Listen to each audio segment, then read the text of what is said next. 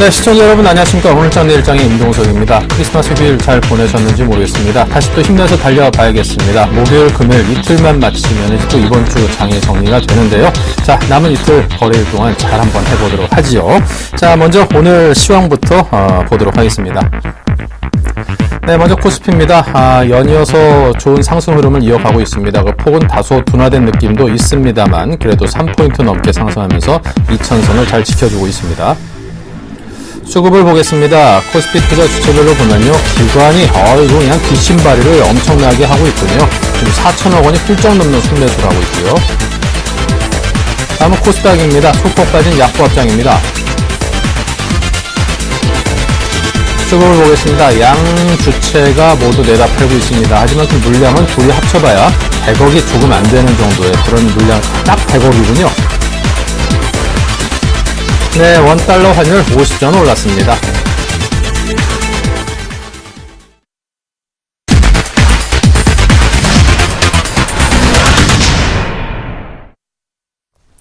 네, 첫 번째 코너입니다. 마신 정재훈과 함께 하겠습니다. 어서 오십시오. 안녕하십니까. 네.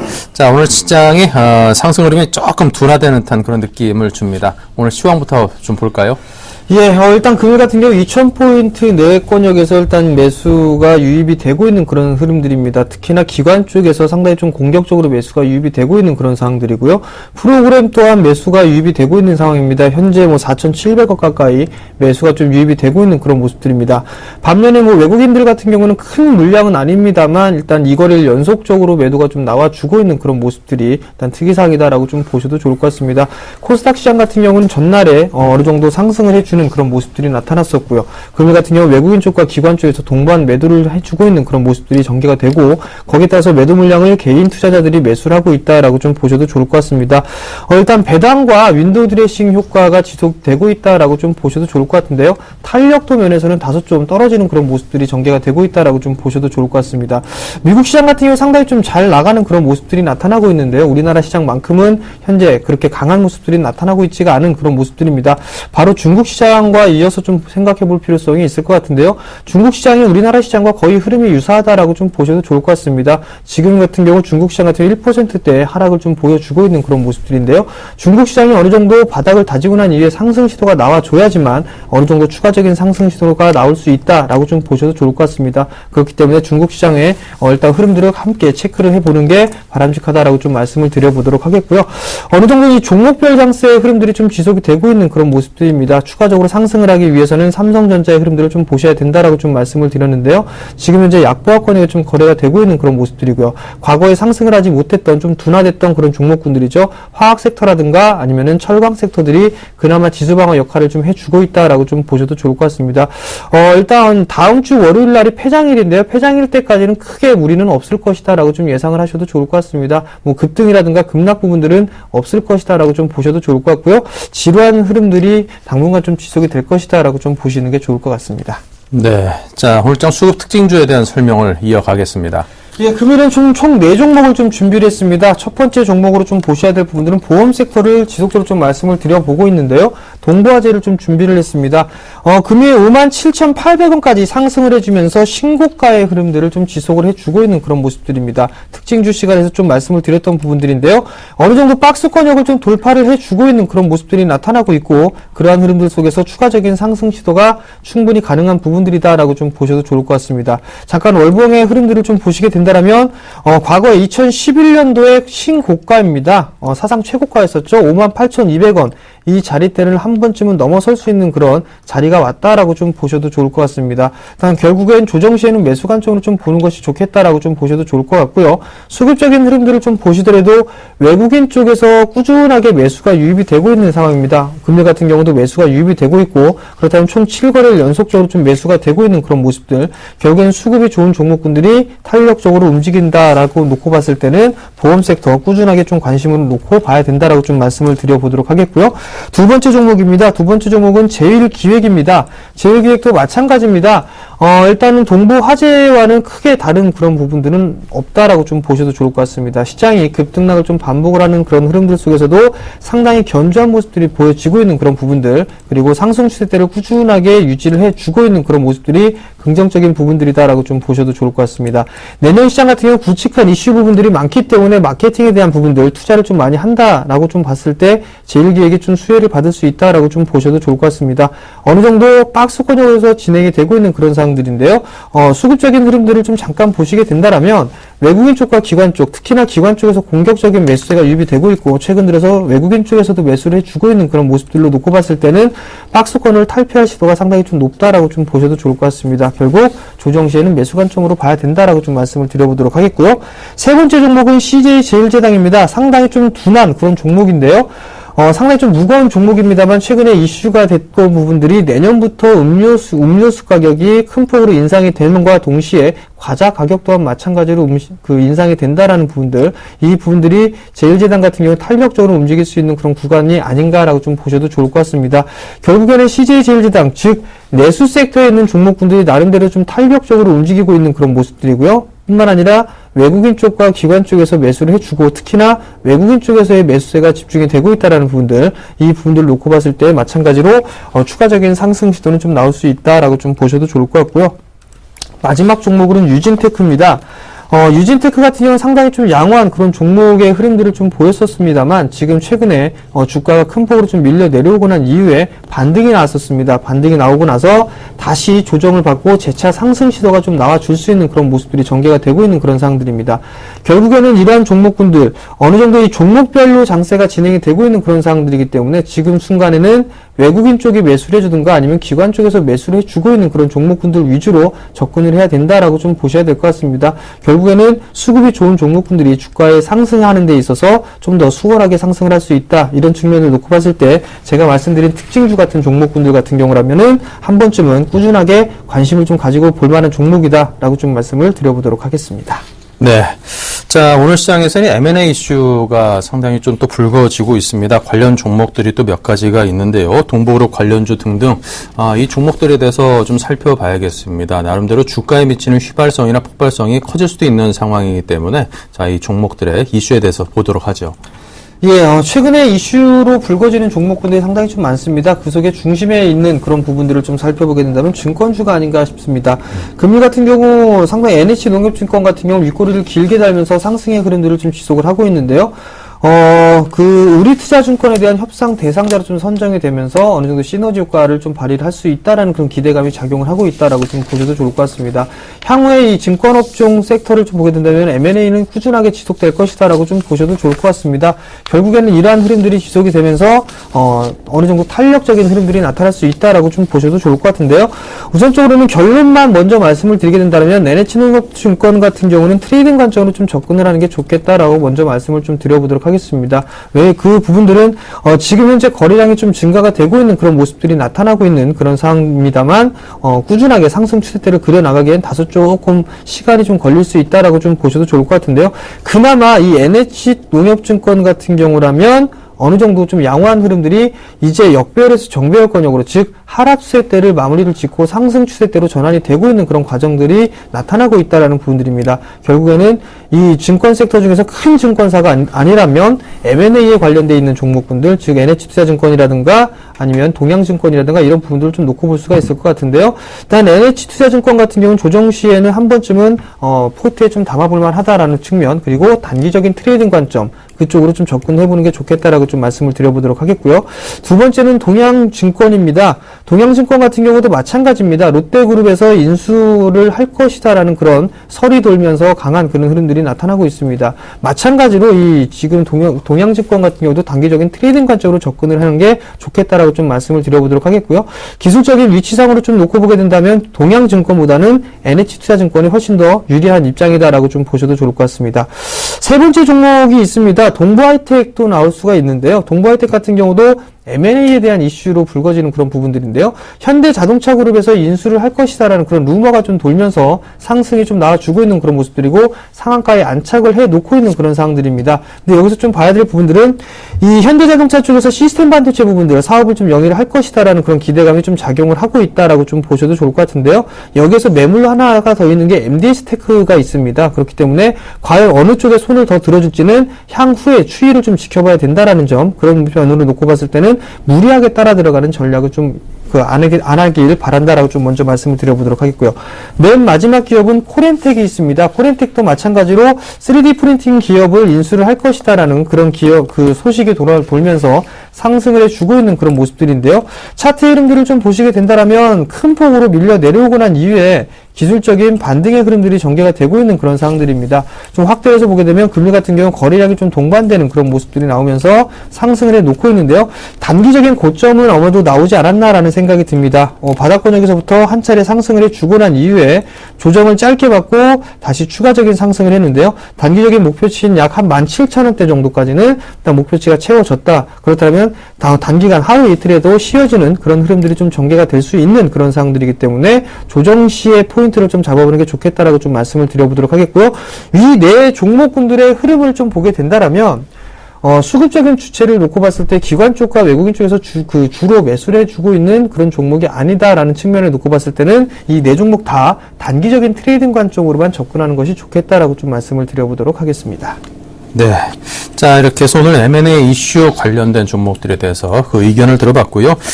또 웅진홀딩스가 유증한다. 또 뭐 이런 소식에 강세를 띠고 있다고 하는데 이와 관련된 전략이라면요? 예, 웅진홀딩스 같은 경우도 유상증자가 나오면서 강세를 좀 기록을 하고 있는 그런 상황들입니다. 유상증자라고 한다라면 우선적으로 놓고 봤을 때는 악재로 인식을 작용하는 경우들이 상당히 많습니다. 왜냐하면 매물에 대한 부담이 늘어날 수 있다라는 부분들 때문에 악재로 인식을 하고 있다라고 좀 보셔도 좋을 것 같은데요. 이 웅진홀딩스 같은 경우 상승을 했던 이 원인을 살펴보게 된다면 웅진홀딩스에서 오너 일가들이 일단 제3자 배정으로 유상증자를 할 것이다라는 부분들, 그런 소식이 전해지면서 상승을 하고 있다라고 좀 보셔도 좋을 것 같습니다. 주당 발행가가 3,398원이고 1,009만 340주를 좀 발행할 계획인데요. 우선적으로 좀 봐야 될 부분들은 웅진홀딩스 같은 경우 일단 관리 종목으로 지정이 되어 있는 그런 상황들입니다. 단기적으로 트레이딩 관점으로 보는 거는 괜찮지만 어느 정도 이 기준 라인대를 좀 정해놓고 봐야 된다라는 부분들 먼저 말씀을 좀 드려보도록 하겠고요. 대표적인 흐름들을 좀 놓고 보게 된다면 STX 같은 경우 종목군들을 좀 볼 수가 있을 것 같습니다.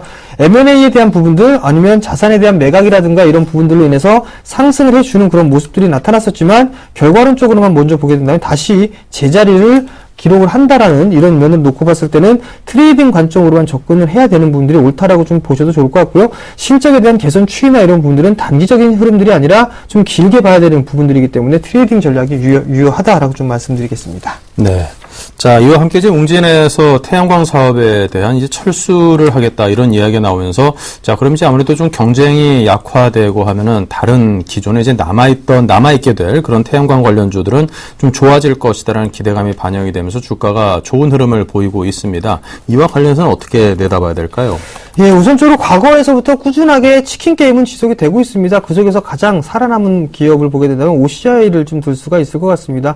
나머지 몇몇 기업들을 제외하고 나서는 태양광 쪽 관련 섹터들 종목군들을 보게 된다면 공통점이 있습니다. 바로 재무구조가 그렇게 썩 좋지가 않은 부분들입니다. 뭐 오성 LST라든가 아니면 이런 종목군들 같은 경우는 지금 현재 적자폭이 상당히 좀 크게 나타나고 있는 그런 상황들이고요. 몇몇 종목이 안 된다라는 측면, 태양광 섹터를 만약에 투자를 한다라고 한다라면 S에너지라든가 어느 정도 재무구조가 양호하게 진행이 되고 있는 하나케미칼이라든가 OCI, S에너지 이렇게 세 종목으로 좀 압축을 해서 진행이 되는 게 좋겠다라고 좀 말씀을 드리도록 하겠고요. 어느 정도 태양광 사업에서 발을 뺀다라고 한다라면 나름대로에 대한 이 반사 이익이라든가 이런 부분들은 분명히 있을 겁니다. 그렇지만 그 부분들도 단기적인 흐름들이 아니라 좀 중장기적인 그런 관점으로 접근을 해야 된다는 게 일단 제가 생각하는 부분들이고요. 중장기적인 관점에서 보자라고 좀 말씀드리겠습니다. 네, 알겠습니다. 자, 지금까지 정재훈 멘토와 함께 여러 이슈에 대해서 들여다봤습니다. 감사합니다.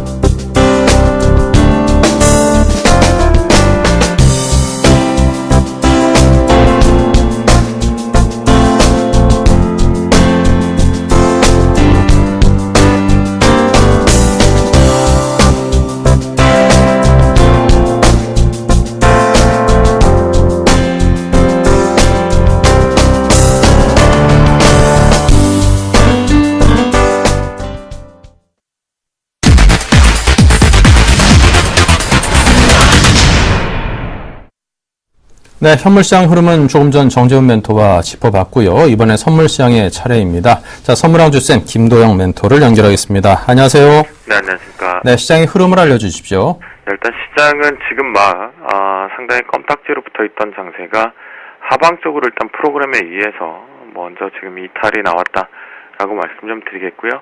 여기서 빠르게 바운딩을 치기보다는 옆으로 또다시 기다가 막판 종가 부근에서 낙폭을 좀 축소하는 움직임 가능성 확인을 해봐야 되는 그런 장세로 들어온 것 같습니다. 배당락을 앞두고 혼조 관망세가 계속 유지가 되었고요. 외국인들만이 나홀로 매수세를 확대시키고 있습니다. 그 속에서 특징적이라고 한다면 시장이 부러지면서 개인들의 매도 포지션이 청산성으로 나가고 있는 것이 좀 특징적이겠고요. 하지만 금융투자와 투신 쪽의 매도 압박 카드는 계속 지속되고 있습니다. 옵션 쪽의 추이 쪽에서는 콜옵션과 풋옵션 관망세 일관되고 있다라고 말씀 좀 드리겠고요. 전체적으로 시장 프로그램에 의해서 움직이긴 하지만 프로그램의 영향력이 그렇게 많지는 않았다가 지금 막 이 떨어지는 속도에서 내일을 예측할 수 있게끔 그 강도, 즉 펀치의 힘, 그거를 좀 보여줬는데요. 차익과 비차익 모두 다 이 추이에서는 매수 추이를 훼손시키지는 않았고요. 베이시스로 인해서 선물시장만 움직이는 그 폭만 보여줬는데요. 현재 비차익과 차익 모두 다 이 배당 쪽에서 의한 인위적인 억지성, 그러니까 바스켓이 비어있긴 하지만 최근에 매수했던 규모를 보면 좀 과도한 매수세가 좀 없지 않아 있고요. 그래서 내일 배당락 시가에서 배당락 이제 하락 나오겠죠. 나오고 나서부터 추이가 되게 중요합니다. 그래서 오늘은 결론 먼저 말씀드리면 아침에 매수가 유리하다라고 말씀을 좀 드렸고 그 매수포가 위쪽 상단을 터치하고 나서 횡보를 다시 한 다음에 지금 단으로 내려왔는데요. 내려온 모습에서 매도가 이제 유리하는 스위칭 매도 자리가 지금 보이고는 있습니다. 하지만 오늘 같은 장세는 내일을 준비하는 과정이다라고 보시는 것이 가장 좋겠고 조금 상당히 지루하게 말도 안 되는 패턴에서 하락과 상승이 계속 지속되고 있는 것 같습니다. 전체적으로 오늘 대응 전략적으로 말씀을 좀 드리면 외국인들의 강도 계속 보시자라고 말씀을 좀 드리겠고요. 지금 여러분들께서 이 외국인만 보면 사실은 안 되지만 다양한 수급의 변화 추이를 상당히 많이 보셔야 되지만 좀 어렵습니다. 지금 파생 시장이. 그러니까 이것이 좀 깨끗해지다가 다시 지저분해지면서 방향성을 잃었다라고 보시면 좋겠고 지금 비추세 영역 구간에 들어와 있다라고 보시는 것이 가장 맞겠습니다.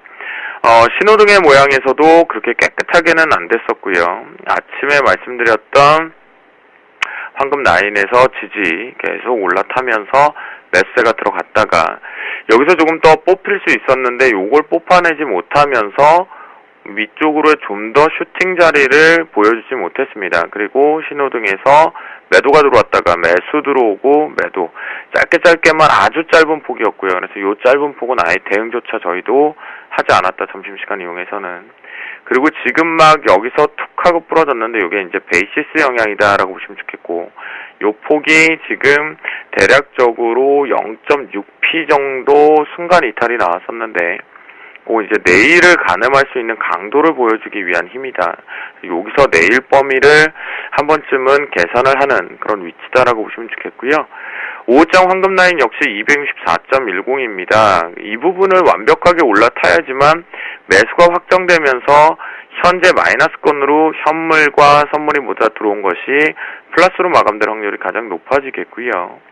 그 과정 속에서 지금 현재 바닥 따지기냐 아니냐 프로그램에 의해서 움직이는 거지만 현재 폭에서는 황금 라인 아래쪽에 있고 신호등 역시 로직의 모양상 하방 쪽에 위쪽으로 올라와도 저항대가 좀 많이 있기 때문에 매도 쪽이 지금 올라왔을 때 속도폭이 커지는 즉 요런 장대 양봉이 혹시라도 만들어진다고 한다면 여러분들께서 요 장대 양봉이 여기서 요렇게 걸려들게 되면 매도를 일관하시는 게 맞겠고요. 요게 뚫리게 되면 그때는 혼조 현상 쪽이다라고 보시면 좋겠습니다. 그래서 현재는 방향성은 좀 없다. 그리고 오후장에서 승부를 본다고 하더라도 지금 일단 시간 대비해서 폭이 그렇게 크지 않을 것으로 오는 움직임이라고 한다면 관망세 일관했다가 그리고 미리 말씀드리는데 내일 배당락 때문에 매도포를 오버나잇 한다라는 여론들 되게 많은 것 같은데요. 이번 시가 배당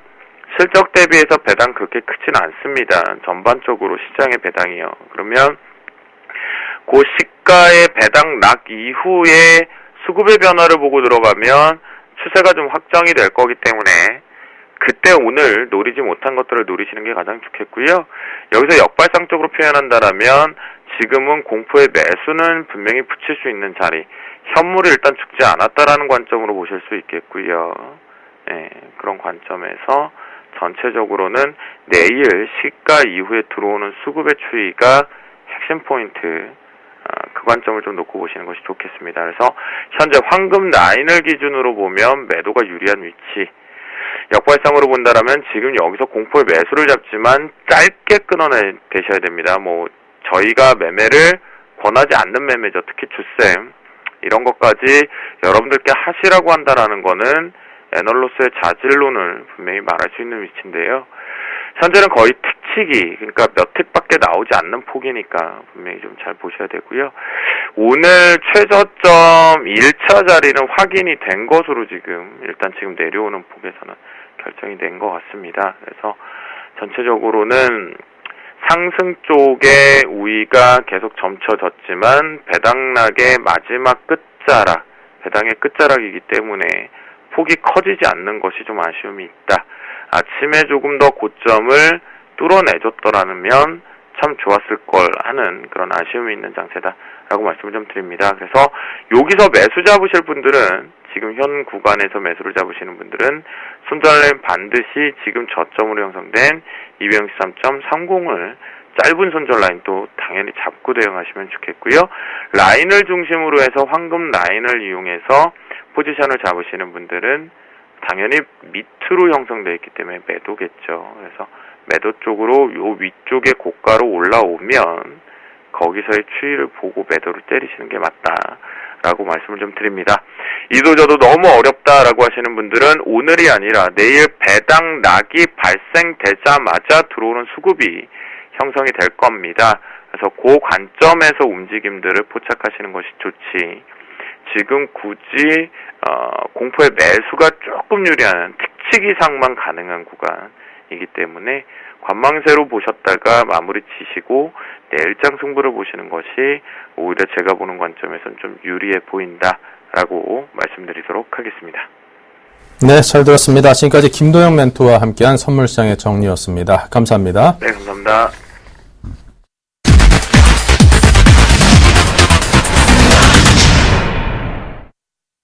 네, 이어지는 코너는 증시 촉앤촉입니다. JB스탁의 이정복 대표입니다. 안녕하세요. 네, 안녕하세요. 네, 이제 2013년도 시장도 이제 며칠 안 남았습니다. 오늘 포함해서 3거래일 정도 남았는데요. 자, 이 시장 흐름을 봤을 때 이 짧은 기간이나마 추가로 상승할 수 있을 가능성이 있을까요? 네, 일단 오늘 이제 내일 배당락으로 인해서 또 장이 별로 좀 좋지가 않은 것 같습니다. 관망하는 장이 좀 이어지고 있는데 일부 개별 종목들은 오늘 좀 많이 빠지는 것 같습니다. 의외로 장이 별로 좋지가 않다고 체감적으로 봤을 땐 좀 더 안 좋은 것 같고요. 배당몰인 매수세가 유입이 좀 되는 걸 기대를 해볼 수 있었지만 실질적으로는 그다지 메리트가 없는 것 같고요. 내일 오히려 장 초반에 좀 갭락이 나왔을 때, 개파락이 나왔을 때 오히려 저가를 좀 형성하지 않을까 생각을 하고 있습니다. 그리고 역시 월별 수익률 마감을 하기 위해서 윈도우 드레싱 효과가 예상이 어느 정도는 되고 있는데 아마 연말 며칠 남지 않고서는 조금 더 좋은 분위기로는 끝나지 않을까 생각을 하고 있습니다. 미국은 역시 사상 최고치 행진을 계속 하고 있고, 하지만 이제 한국은 좀 저평가이긴 하지만 지금 의외로 이제 매수세가 강하게 유입되지 못하고 있기 때문에 오히려 지금 좀 눌리고 있는 상황인 것 같고요. 1년 내내 디커플링이 되는 것 같습니다. 하지만 최근에 기관들이 좀 적극적인 매수를 좀 해주면서 조금 지수를 받치는 느낌은 있다 이렇게 생각을 하겠고요. 일단 내일 배당락이 있기 때문에 변동성은 좀 확대될 가능성이 높으면서 어차피 올해는 거의 다 지나간 상황 속에서 내년을 좀 기약하는 투자를 해야 되지 않을까 생각을 하고 있습니다. 네, 알겠습니다. 자, 그렇다면 이제 더 중요한 거는 이제 한 4거래일째부터 맞게 되는 내년 증시일 텐데요. 자, 2014년도 증시는 어떨 것이라고 내다보시는지요? 큰 그림을 좀 그려주십시오.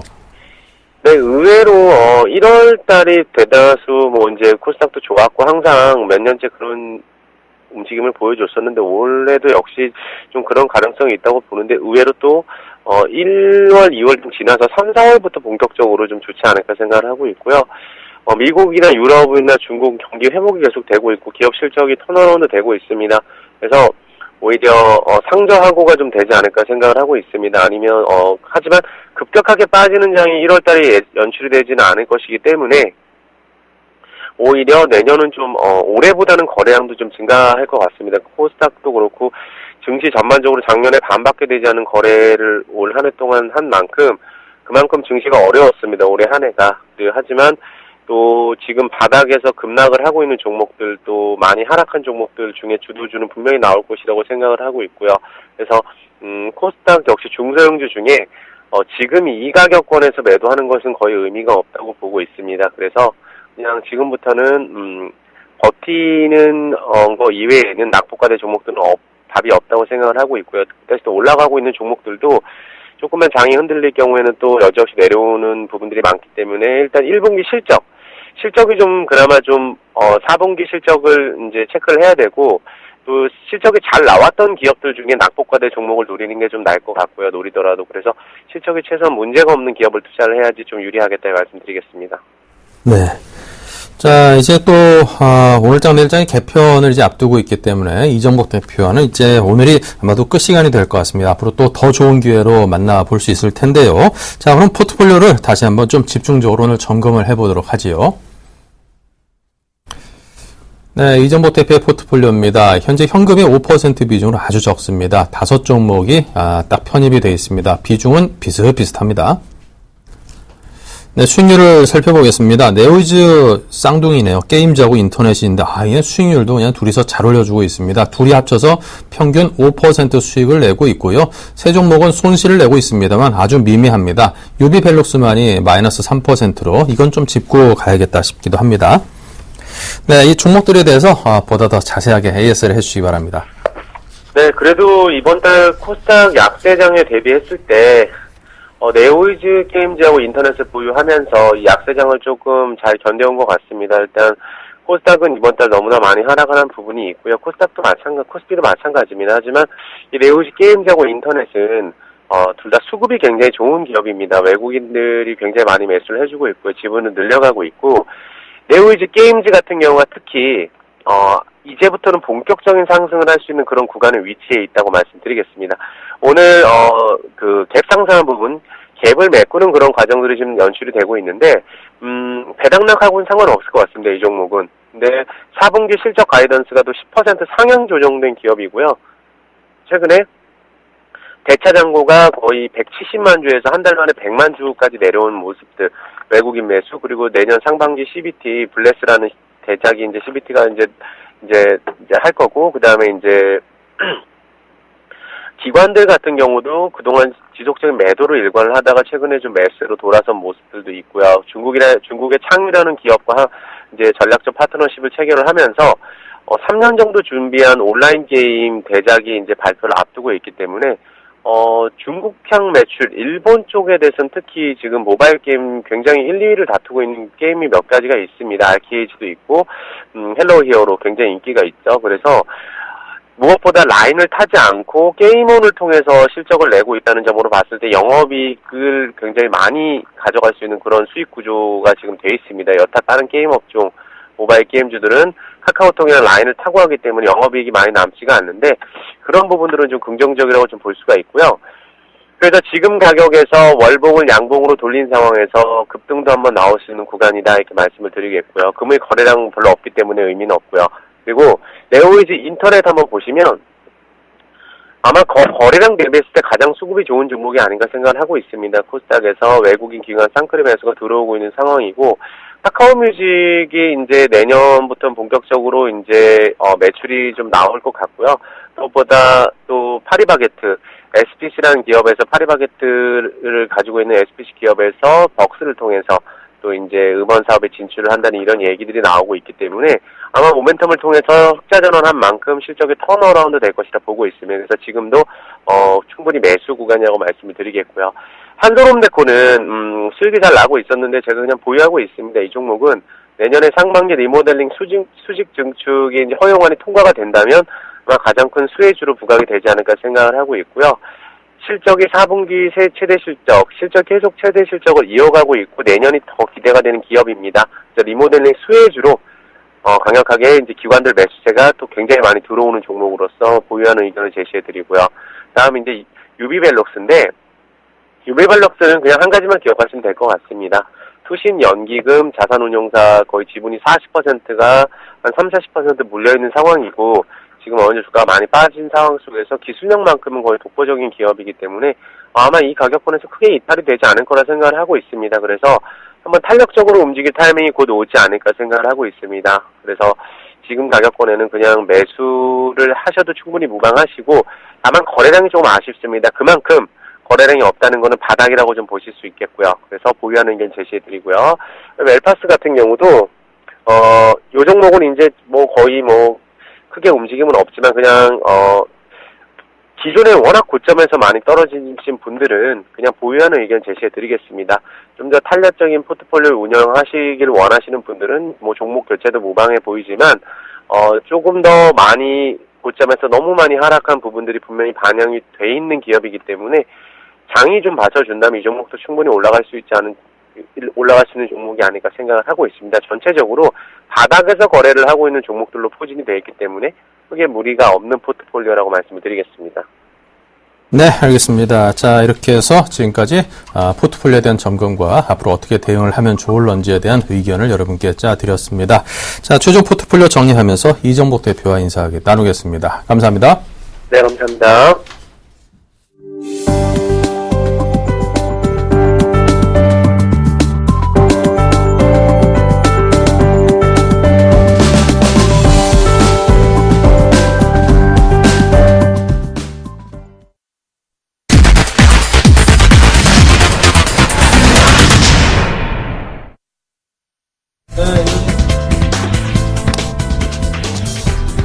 안녕하십니까. 나무농의 Y. 조금 잠이 오는 시간이죠. 이럴 때 어깨 한번 쭉 펴시고 언제나 눈 한번 번쩍 뜨고요. 저 볼 때는요 기분 좋게 편안한 마음으로 보셔야 됩니다. 좀 장이 좀 따분하게 이런 장이 펼쳐지고 있는 상황인데요. 제가 유머 하나로 좀 기분을 좀 한번 살려보겠습니다. 자, 냉장고에 코끼리를 넣는 방법이 있습니다. 코끼리를 넣는 방법 3가지. 어떻게 하면 냉장고에 코끼리를 넣을 수가 있을까요? 첫 번째, 자, 혹시 답을 아신가요? 첫 번째, 냉장고 문을 연다. 두 번째, 코끼리 넣는다. 세 번째, 문 닫는다. 이야, 이 정말 간단하네. 그러면 기린을 넣기 위해서는 4가지 방법이 필요해요. 어떻게 해야 되죠? 기린을 넣기 위해서 한번 생각을 해보자고요. 기린을 어떻게 넣나? 냉장고 문 연다, 코끼리 뺀다, 기린 넣는다, 문 닫는다. 이 말도 안 되는 소린가? 왜 제가 이런 이야기를 가지고 왔으냐면 항상요, 우리가 주식 투자를 하면서도 막 이렇게 엄청난 데이터를 넣어서 그리고 많은 시황과 전문가들의 의견을 넣어가지고 하려고 보면 답이 없는데요. 어차피 이렇게 넌센스 같은 이런 곳에 주가가 답이 있는 경우가 굉장히 많아요. 그래서 사실은 이 기업이라는 게 실적이 한 번에 나빠지거나 한 번에 좋아지고 하는 게 아니거든요. 그래서 주가는 일정 부분의 기업 수준을 따라서 갈 수밖에 없습니다. 그래서 가장 단순한데 항상 답이 있다. 근데 그 답을 자꾸 차트 속에서 찾으려고 해서는 안 되고요. 기업의 펀더멘탈, 밸류에이션 중심으로 봐야 된다. 연관이 좀 있나요? 잘 모르겠습니다만은 충분히 좀 때로는 가장 단순하게, 말이 안 될지 모르겠지만 가장 단순하게 생각을 하면서 주식 투자를 한번 해보시는 것도 좋지 않을까. 그럼 지금 이 장에 가장 단순한 방법은 뭘까요? 놀러 가는 거죠. 놀러 가는 거. 아침부터 어때요? 주식 보고 있으니까 매 똑같잖아요. 똑같은 거 계속 쳐다보고 있어봐야 올라가는 거는 주가는 안 올라가고 뭐만 올라가요? 혈압만 올라간다. 혈압만. 그렇기 때문에 때로는 좀 여유를 많이 좀 가지시기를 바라겠습니다. 여튼 나무의 Y 왜 나왔을까? 왜라는 종목이 제일 먼저 나와있죠. 와 그러면 오늘의 종목은 동양증권입니다. 동양증권이 지금 장 초반에 굉장히 급등했다가요. 현 시간 한 2.65%로 올라갔다 떨어진 전형적인 롤러코스터. 이거 좋은 내용이 있나 보다 해서 오전에 올라갈 때 덥석 잡으신 분들은 잡자마자 아이고 곡소리 날 수밖에 없습니다. 최근에 이 주식 투자를 하실 때는 항상 시장하고 맞대응을 하셔야 돼요. 시장이 양봉이 나오는 장세라면 장 초반에 매수를 했다가 장 후반에 뭐 파는 거 나쁘지가 않겠지만 최근에 어때요? 의외로 양봉의 개수보다는 음봉 또는 제자리죠. 그러면 올라갈 때 잡으면 안 된다 소리예요. 그러니까 하루 오전에 무조건 잡을 필요가 없고요. 느긋하게 기다렸다가 오히려 오후에 잡는 게 좀 더 좋은 성과가 나타날 가능성이 많거든요. 그래서 오늘 동양증권이 이렇게 급등과 그리고 낙폭을 좀 줄여나가는 이유가 뭔가에 대해서 궁금했다. 그래서 궁금한 이야기 Y, 나무의 Y는 오늘 동양증권을 선택을 했습니다. 자, 오늘 왜 아침에 강세를 보였을까요? 롯데그룹에서 동양증권을 인수할 가능성이 크다라는 루머가 나오면서 올랐는데요. 그러면 이렇게 시장에 누가 인수할 가능성이 크다 하면 조회공시라는 제도가 있어요. 조회공시가 뭐냐면 거래소 측에서 사람들이 이제 궁금해 하잖아요. 궁금한 게 많으니까 그 회사한테 물어본단 말이죠. 야, 너가 시중에 지금 동양증권 인수한다는 말 돌고 있는데 너 뭐 하고 있어? 답변을 해. 이러면 답변을 해줘야 돼요. 근데 어떻게 답변하냐면 오전에 조회공시를 요구를 하면 오후까지 답변을 해야 되고 오후에 하면 그 다음날까지 답변을 해야 되는데 의외로요. 오늘 보면 롯데그룹한테 얘기를 물어보니까 오전에 바로 답해버려. 우리 그런 거 없다. 하하. 냄새가 더 나죠. 전혀 아닌 소식 같은 경우에는 뭐 천천히 답변해도 되지 않은데, 될 수가 있는데, 의외로 굉장히 빠른 답변이 나왔습니다. 뭔가 좀 있는 것 같은, 뭔가 좀 냄새가 나는 이런 부분이 좀 있는 것 같습니다. 자, 그리고, 그렇다면 오늘 이렇게 쭉 올라갔다가 미끄러졌는데 도대체 누가 사고 팔면서 이런 역할이 나왔나? 보니까요. 누가 사고 팔았나? 놈이고 하고 들다 보니까 외국인들이요. 한 27만 주 이상의 매도를 내놓았습니다. 그리고 장중에 2,700원 근처 왔다 갔다 할 때요. 외국인들 그냥 빵 때리더라. 그러면서 쭉 떨어졌거든요. 즉 뭐예요? 조회 공시가 나오기 전부터 떨어졌다는 거죠. 일정한 불확실성이 제거가 되기 전에 이미 올라갈 때 외국인들이 투하를 했다. 외국인들이 왜 투하를 했느냐? 보니까요. 지난주 9월에서 10월 사이 차트를 보실 수가 있으면 이 그림을 보시면 아시겠는데요. 이 구간이죠. 즉 3,000원에서 3,200~300원 쪽으로 올라가다가 2,000원 초반까지 밀리는 이 구간에요. 외국인들이 1%, 이 동양증권의 지분 1%를 외국인들이 쭉 매수를 해요. 근데 어때요? 처음에는 매수를 좀 많이 하다가 어느 정도 떨어질 때까지는 계속 매수를 했었거든요. 그런데 2,000원대까지 와버리고 나니까요. 외국인들 매수를 손을 놔버리죠. 야, 이거 지금 계속 이렇게 모아가야 될 타이밍이 아닌가 보다 하고 손을 놓는 이런 흐름들이 나옵니다. 그래서 10월달 이후부터 지금까지는요. 계속 바닥권에서 추가적으로 사지도 않고 팔지도 않고 있다가 오늘 같이 순간적으로 점핑이 나오니까 어때요? 2,700원이 얘네들이 추가로 이번에 샀던 1%의 평균 매수 단가가 2,700원이거든요. 2,700원까지 근처 오니까 아이고 됐다. 이제 머리 아프다. 사놓았던 거만이라도 정리를 하자 해서 와장창 팔고 있는 부분이죠. 그러니까 항상 이런 종목들 매매를 할 때는요.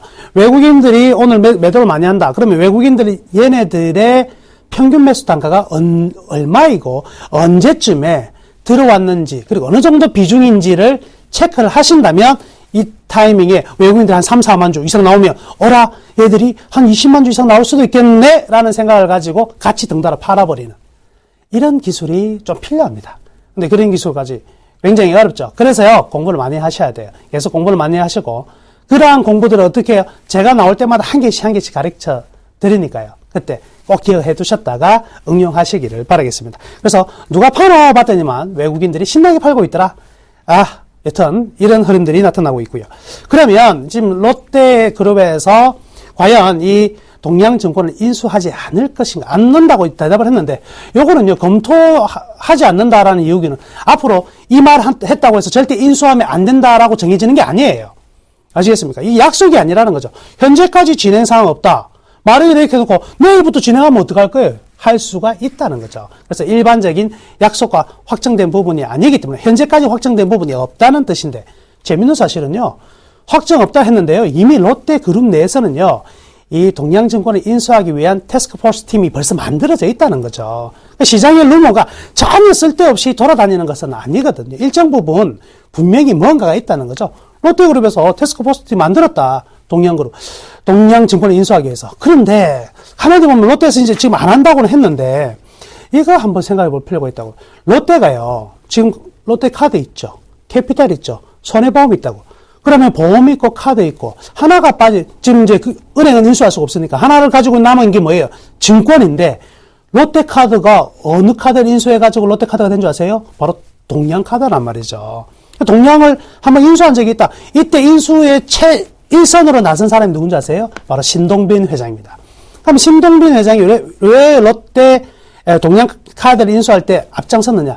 이 신동빈 회장이 원래 어디 있던 사람이냐면 노무라 증권에서 있었던 사람이에요. 노무라 증권에서 근무를 했던 기억을 가지고 있는 분이고 또 어떤 내용이냐면 롯데가 종합금융 이 그룹으로 가기 위해서 가장 열정적으로 지금 배팅을 하고 있는 사람이 바로 또 이 신 회장이란 말이죠. 그렇기 때문에 이 동양증권은 분명히 롯데가 어떻게든 인수할 가능성이 크다. 시장의 매물로 지금 현대증권도 나와 있고요. 그죠? 그리고 우리증권도 나와 있는 상황이지만 동양이 롯데의 입장에서는 가장 맛있게 보이는 떡입니다. 왜 그러냐면 동양이 지금 자산 가치는 한 1조 정도 되는데 이게 좀 내년 1분기에도 또 한 1,000억 정도 적자가 나와요. 그러면 2014년 넘어가면은요, 이거 한 8, 9천억. 그럼 실제 매각 가격이 얼마 정도 나오냐면 한 2천억 정도밖에 안 되잖아요. 그럼 우리 껌파라 장사하는 롯데 같은 경우는 짠돌이다, 짠돌이. 부동산에서는 굉장히 후하지만은요, 나머지에서는 굉장히 짠돌이거든요. 그러니까 조금이라도 싸게 잡을 수 있는 부분이 바로 또 동양증권이 될 수가 있고 또 롯데가 자랑하는 건 뭐예요? 소매입니다. 소매. 그죠? 그럼 소매 영업을 이때까지 잘 해왔던 증권사가 또 어디냐면 또 동양증권이네요. 가만히 보면 현대증권 같은 경우는 과거에 현대 계열사들을 많이 이용했었고 그리고 우리투자증권 같은 경우에는 지금 우리금융그룹 전체적으로 같이 나왔던 부분이 있다면 동양은 뭐 이게 없어요. 그죠? 없다 보니까 전부 다 리테일이거든요. 리테일 이 부분이 롯데를 좀 끌어당긴다. 이렇게 봐도 되겠죠. 그렇기 때문에 실질적으로 저는요 이렇게 생각합니다. 제가 뭐 향후에 정확히 될지 안 될지는 모르겠지만 롯데의 피인수 가능성은요 가장 높다. 그러니까 이렇게 사실무근이다 이야기했다고 해서 사실이 전혀 아니구나 나는 그러면 이제 롯데 신경 안 써야지 이러시면 안 된단 말이죠. 항상 허를 찌르는 빈틈을 공략하는 이런 부분이 나올 수 있다는 거. 이거 하나 기억을 해 두시자고요. 자, 그러면 앞으로 우지되노 이거 앞으로 이 전망이 어떨까? 기본적으로요, 현재까지는 누가 M&A가 될지는 아직은 불투명하다. 그거는 맞죠. 지금 노리고 있는 회사가 한 두세 세 회사 되는데요. 롯데 이야기가 사실 무근으로 갔으니까 제일 유력한 후보가 누구예요? 원래 우리투자증권을 인수하려고 했던 KB금융이 이 증권 사업부를 강화하기 위해서 KB금융은 엄청난 자산을 많이 보유하고 있는 국민은행을 가지고 있지만 KB투자증권은 너무나 작거든요. 그래서 이거 인수하려고 했지만 지금 NH 쪽에서 먼저 우선 협상사로 우리 투자증권을 잡았기 때문에 KB에서 들어올 가능성이 많고요. 대만에서도 요거 한번 먹어볼까 이렇게 지금 나서고 있는 부분입니다. 그렇기 때문에 이 불확실성은 어떻게든 제거가 될 수밖에 없다. 제거가 된다면 굉장히 좀 희망적인 주가의 흐름이 나올 가능성이 있겠죠. 따라서 지금은요, 향후 전망은 어떠냐면 일단은 지금은 주가는 확실히 바닥이다. 주가가 바닥인 것은 뭐 2,300~400원대 라인은 분명한 바닥이면 틀림없다. 그렇지만 어때요? 불확실성이 있기 때문에 앞으로 주가의 전망은 그렇게 무조건 긍정적이다 또는 부정적이다 이렇게 이야기할 수는 없을 것 같아요. 만약에 지금 주가가 바닥이지만 바닥이면 무조건 사면 될까요? 아닐 수도 있다. 왜? 이놈의 바닥이 1년이 될지 2년이 될지 몰라. 그쵸? 이런 부분이 항상 문제거든요. 주가는 분명히 바닥이지만 우리가 사는 타이밍은 좀 달리 가져가 봐야 될 것으로 보여집니다. 그래서 지금은 일단은 향후 전망은요, 주가가 추가적인 하락한 가능성은 별로 없다. 그냥 쏘하게 흘러갈 가능성이 좀 높다. 이렇게 볼 수가 있겠네요. 그러면 이제 우리 우짜지 요거 동양증권 그냥 구경하고 있을까? 난 가지고 있는데 한번 사볼까? 어떻게 대응을 할까요? 지금은요, 관망하자. 가지고 있는 분들은 지금 팔아가지고 다른 종목 옮기기에는 분명히 속이 굉장히 쓰리실 겁니다. 왜냐면 지금 가격에 사신 분들 별로 없으실 테고 대부분 3,500원, 4,000원대 사셨기 때문에 지금 가격에서는 팔지도 못하고 그리고 사실 분들도요 조금 느긋하게 기다리셔야 된다. 이렇게 말씀해 드리겠습니다. 자, 동양증권은요 이거 하나 말씀해 드리겠습니다. 동양증권의 불확실성이 제거된다고 해서 순간적인 급등락은 있을 수가 있어요. 그런데 완전히 올라가기 위해서는요, 증권업 전체가 좋아져야 돼요. 그러니까 이거 하나 봅시다. 증권주가 갈 때 동양증권도 가는 건데 증권주가 언제 가느냐? 신고가 나야 됩니다. 지수의 신고가가 나기 전까지는 이 증권업의 화랑은 좀 힘드니까요. 동양증권을 이번 이런 뉴스를 가지고 매수를 할까 말까를 망설이시는 분들은요, 증권업이 전체적으로 갈 때까지는 계속 기다리시기를 바라겠습니다.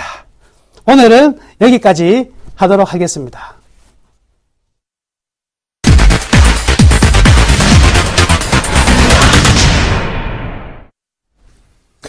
네, 우리 나무노 멘토님의 말씀처럼 언제 들어도 재미가 있고 또 재미에 그치지 않고 그 안에 담겨있는 이 알맹이가 굉장히 알차다 이런 느낌을 들게 합니다. 감탄을 자아내게 하는 나무노의 Y였습니다. 자, 여러분께서 궁금하신 점이 있으면요. 저희 샘플러스 홈페이지에 우측 상단에 마련된 종목 상담 게시판을 활용을 해주시고요. 문자 상담도 신청하실 수 있습니다. 지금 바로 문자 상담 신청해 주시면요. 2부에 김선윤 그리고 이상로 멘토 등 쟁쟁한 멘토분들이 그에 대한 답변을 드릴 테니까요. 바로 제 인사 받자마자 문자를 주시기 바랍니다. 잠시 후 2부로 이어가겠습니다.